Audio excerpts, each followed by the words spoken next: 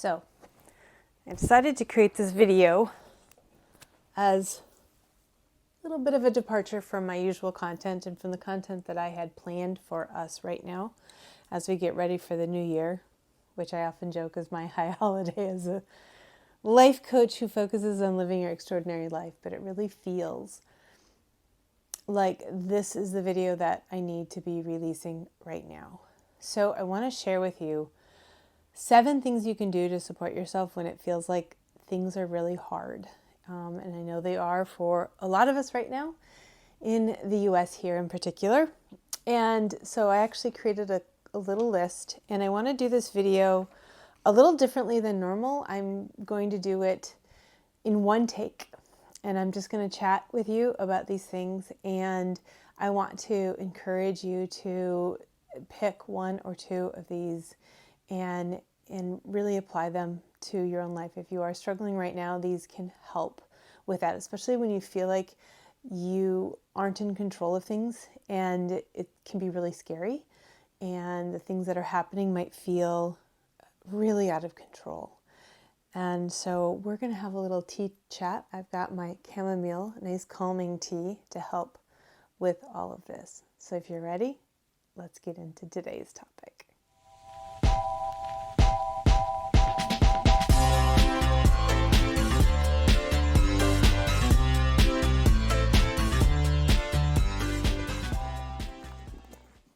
Okay, so what I want to emphasize here is that there are things that we can do to help us feel better even when we can't change what's going on outside of us. You probably know that on some level. I'm sure you've experienced at some point in your life when you have something going on in your life and you just don't know what to do and you're really stressed over it, and you get a really good night's sleep, and when you wake up in the morning it doesn't feel as bad, or you get some ideas of things you can do, right? Nothing changed outside of you. The only thing that changed was you. And that's what these suggestions are going to be, is what can you do for yourself to help yourself so that you can feel better, even though you can't change what's outside of you. Okay? So, number 1, and if you've been following me for a while, this will not come as any surprise, but it's self-care. But stick with me. So here's the thing. Think of self-care as your fuel, okay? Fill her up. When something really challenging happens that feels really, really hard, it drains our energy. Like the plug comes out of the bathtub, right? And all the water drains out. All of your energy drains out. Self-care is what will help fill you up. When we are drained, we don't feel like we have any choices. We don't feel like we can see other ways of getting around things. We don't feel like we're in control of our own emotions. The more filled up we get, the more powerful we feel, the more fueled we feel. Now, the key is to make sure that you are supporting your physical, mental, emotional, and spiritual bodies, and that can be different things. Okay, so sometimes with our physical, for example, you might need to go exercise really hard and get a good sweaty workout, or you might need a hot bath. And those are very, very different things, and both of them can fill you up physically. So really sitting down and saying, what does my body need? Am I tired? Do I need to sleep more? Do I need to get a good stretch in, get some yoga in? Or do I need to exercise? Do I need to sit in a hot tub, a hot bathtub and soak? Do I need to eat better? Do I need to really think about relaxation, which FYI you do? We'll get to that. And figure out what your mind needs. Maybe you need a break from news. You definitely need a break from the news for sure. Figuring out what you can do to put good stuff into your mind. So you want to go through each and really make sure that you are doing what you can do to help yourself fuel up and feel better. Okay? Now, and I have other videos on this. I will do what I can to link below all of the resources I have out there for any of these that I've done, so you can tap into those. Okay? All right, number 2, protect your heart. So what you want to do is to make sure that you are giving yourself boundaries around things that might be harming your heart. So maybe you have family members you need a little bit of a break from, or social media, taking a break from, can be a really good idea. I know I had to take a break from certain posts because it opened myself up to hate and vitriol, and it was like, yeah, I don't want to go down that road, right? What do you need to do to protect your heart? And I am definitely spending more time with people who need my support right now, and that just feels really good. So it is okay to put boundaries around your beautiful heart. Number 3 is grounding. Okay, so I have a little bit of a different view around grounding, at least I think it is. Maybe it's just the way I look at it. I see grounding as a way to get out of your head. Okay, so when we are stressed and feeling anxious, we get stuck in our heads. Yogically speaking, our prana, our life force energy, gets stuck in our heads, and we get this like big bubble around our heads, and it makes it so you can't get out of your head. Like you might say, I'm going to stop thinking, or I'm going to think about something positive, but you can't if you've already gone down that road and you've got that big bubble. In fact, if you just stop and think about your awareness of your body, you'll realize you're very aware of your head, but it's harder to feel where your feet are. I think it's called the proprioception of the body. It's really your awareness of the different parts of your body, and you're really aware of the head because of that bubble. So what you want to do is ground. And what that does is it gets you connected to the earth, and that pulls that energy out of your head. You can massage your feet. You can walk on the earth. Barefoot in the grass is fantastic. Rubbing your feet with grounding essential oils. So grounding essential oils include tree oils in particular. If I remember, I'll comment below with some of my favorite grounding oils. That will help get you out of your head. Standing poses in yoga help you get out of your head. And if I get back to the content I've been planning on posting, I will be posting a video on how to support your first chakra with yoga. So stay tuned. Hopefully that will be coming out very, very soon. So you need to get out of your head to stop thinking, right? And you can do that by grounding. So anything that helps you ground, all the things I listed, get you out of the head and into your body. What it does is it breaks that bubble and brings your prana down into your body. We want it around our heart, and we want it, spread throughout the whole body.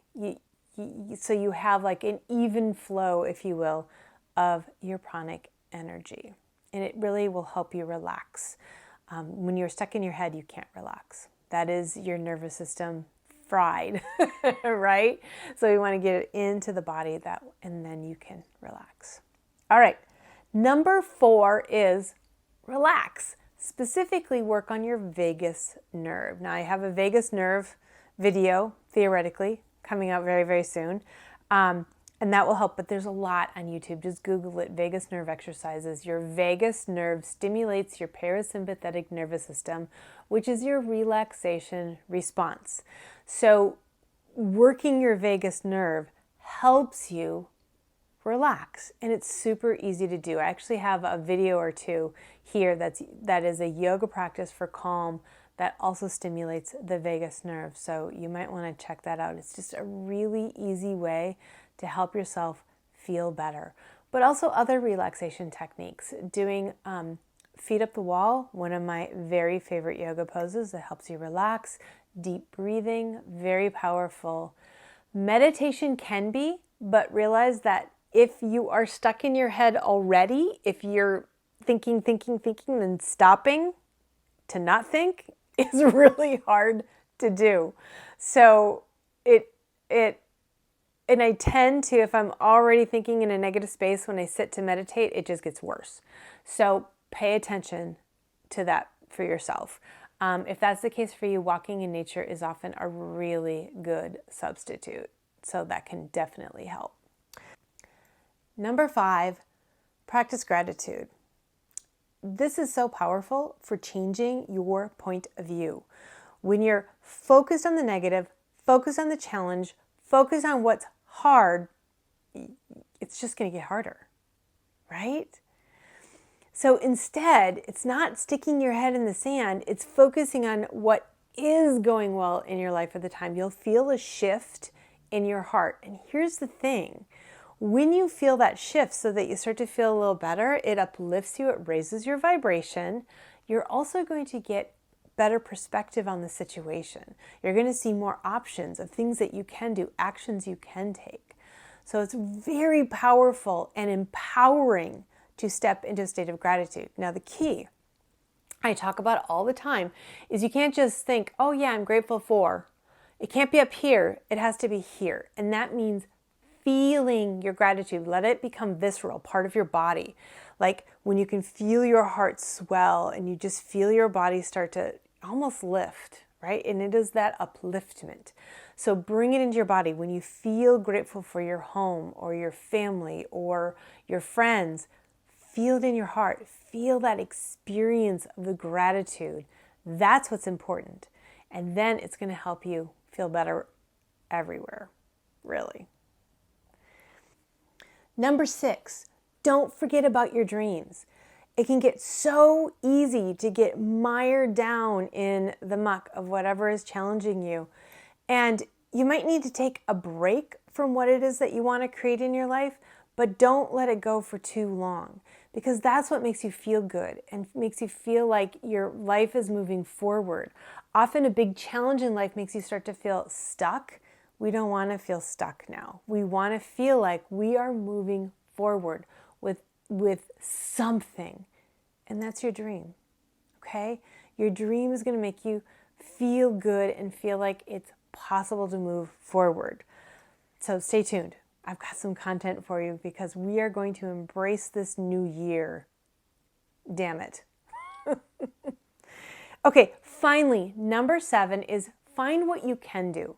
So whenever something feels really out of control, it's very disempowering when you feel like there's nothing you can do, but there is always something you can do, even if it is just affecting a shift in how your family and friends are feeling, right? Doing these things that I'm listing for you are going to help you feel better, and the better you feel, the more you're going to see there are things you can do. And again, it could just be helping your family and friends feel better, which is a fantastic thing to do. But then there might be other things you can tap into too, and it's just hard to see what those are when you're mired in fear. So this is about rising above, getting into a better space so that you can make the changes you want to make. Okay, I hope this list helps at least a little. I want to encourage you to take care of yourself, do what you need to do, breathe, find your gratitude, remember your dream, and stay tuned for some of the content I have coming out. I really want to help you feel good and feel like you can still embrace the things that you really want to have in your life. All right, so again, I'm going to link below some extra resources for you that you can tap into. Let me know if there's anything else I can do. Comment, let me know if there's questions that you might have or something I can cover in a future video to help you. You got this. We all do. We can do this. Living in fear, giving up, not going to do anyone any good. We're going to move forward and we're going to create the life that we want to live. Thanks for joining me, and we'll see you in the next video.